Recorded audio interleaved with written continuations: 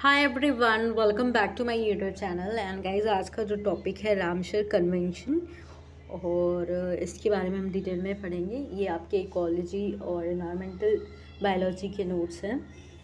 अगर आप पीजीटी की तैयारी कर रहे हो तभी पूछा जाता है, या फिर किसी भी कॉम्पिटिटिव एग्ज़ाम के लिए, और फिर एमएससी कर रहे हो अगर आपका subject ecology and environmental biology है तो उसमें ये एक इम्पॉर्टेंट टॉपिक है। And let's get started. So basically ये एक प्रकार का टाइप ऑफ इंटरनेशनल ट्रीटी था जो कि साइन किया गया था इन 1971। एंड सेकेंड फरवरी को ही वर्ल्ड वेटलैंड डे मनाया जाता है, सेलिब्रेट किया जाता है। एक प्रकार का ग्लोबल कंजर्वेशन था, बायोडाइवर्सिटी प्रोटेक्शन एक्ट था, और जितने भी वेटलैंड हैं उनका एक तरीके से किस तरीके से यूज़ किया जाए, सस्टेनेबल यूज़ ऑफ वेटलैंड्स। तो इस ट्रीटी में ये बात की गई थी। थोड़ा डिटेल में देख लेते हैं। It is an international treaty for the conservation and wise use of wetlands and their resources. It is named after the Iranian city of Ramsar on the Caspian Sea, where the treaty was signed on 2nd February 1971 and it came into force in 1975.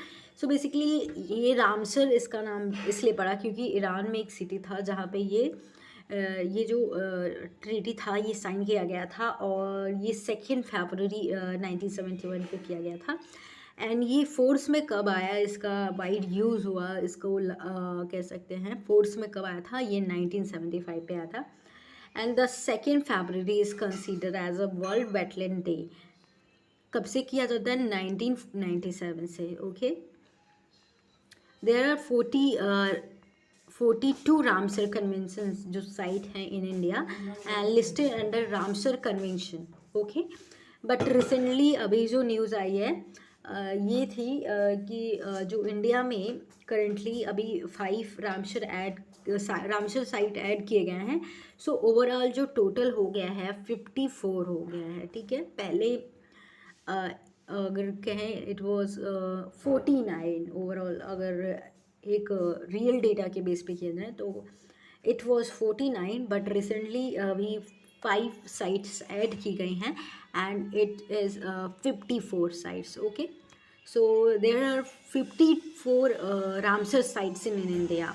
Okay, ये पहले की notes हैं तो थोड़ा मोड़ा कह सकते हैं, थोड़ा आपको चेंज करना पड़ेगा। आपको यहाँ पे 54 रामसर साइट लिखने पड़ेंगे बिकॉज एग्जैक्ट आपको डेटा मैं प्रोवाइड कर रही हूँ यहाँ पे। देयर आर 117 पहले जो ये इसमें ये कहा गया था, जो रिसेंटली अब बना था तो 42 रामसर साइट बनाया गया था, बट अब बाद में ऐड होते जाते हैं वेटलैंड साइट्स। तो अब आप इसको जितना भी डेटा चेंज होगा उसको इसमें कंसिडर करिएगा।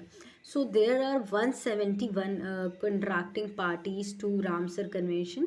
सो कॉन्ट्रैक्ट जो बना था, कॉन्ट्रैक्टिंग पार्टीज जो थी 171 थी, and it is the only international treaty that address a specific ecosystem, that is wetland. So basically wetland conservation और sustainable use के लिए किया गया था ये इंटरनेशनल ट्रीटी। सो एक आता है मॉन्ट्रियक्स रिकॉर्ड। क्या है Montreux record? Is a mechanism that was launched in 1919 and is associated with the Ramsar Advisory Mission. It is a register of list of those Ramsar site that need urgent attention. So basically जिसमें urgent होता है या ऐसे sites जो जहाँ पे urgent need है किसी भी प्रकार के व्यू के लिए, या फिर ऐसा हो जहाँ पे लोगों का अटेंशन जाए, तो वो साइट होते हैं इसमें। The Ramsar convention on wetland was develop as a means to call international attention to the rate at due to to rate at which latent habitats were disappearing. So basically ये एक प्रकार का प्रोजेक्ट था जिसमें ये लिस्ट उन Ramsar site की list mention की गई थी जहाँ पे अर्जेंट अटेंशन की ज़रूरत है, यानी जो डिसअपेयर हो रहा है, ऐसे वेटलैंड जहाँ पे हैबिटाट और ऑर्गेनिज्म नहीं है या फिर डिसअपेयर हो रहा है, वहाँ पे लोगों का जो अटेंशन है वहाँ जाए। ठीक है, So basically, the Ramsar Convention on Wetland was developed as a means to call international attention to the rate at which wetland habitats were disappearing, in part due to lack of understanding of their important functions, values, good and service. Okay, so mission क्या था इसका? The convention mission is the conservation and wise use of all wetlands through local, regional, and national action and international cooperations as a contribution towards achieving sustainable development throughout the world.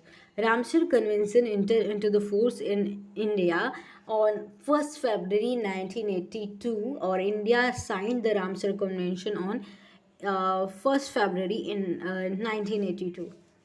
Okay so wetland conservation is a crucial, अगर conclusion लिखने के लिए बोल दिया जाए तो wetland conservation is a crucial for protecting biodiversity at the same time due to the high level of poverty and population. It is not possible for developing countries and least developed countries to keep wetland um in pristine condition, we can say pristine conditions.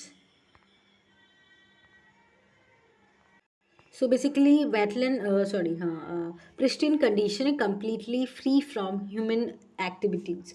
तो जैसे पहले wetlands थे उसी condition में इसको रखना ही क्या है, एक इसका जो मिशन है यही था कि at the same time due to the high level of poverty and population it is not possible for developing countries and least developed country to keep wetlands in pristine condition completely free from human activity. The third one is the wise use of concept of Ramsar Convention is notable attempt made to strike balance between these two opposing aspects. So purpose of the Ramsar Convention, basically wise use of wetlands, list of wetlands of international importance and international corporations. तो इसके purpose थे,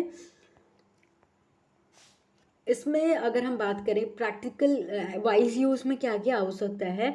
सो practical application of wise use of concept are as following.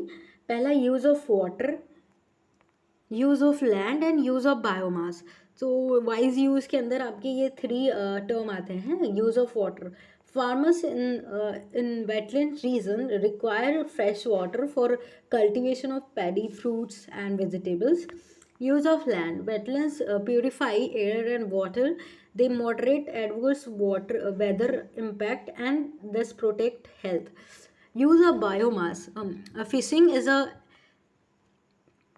one of the primary occupation of people in wetland area, but excessive fishing, especially during reproduction season, will harm the wetlands food web. Okay, so basically wise use किस तरीके से करते हैं ये इसका purpose होता है. List of wetlands of international importance and international cooperation करेंगे पीपल, जो इंटरनेशनल है कंट्रीज हैं आपस में कॉपरेट करेंगी, वेटलैंड्स को प्रोटेक्ट करेंगी कंजर्वेशन के लिए. So these are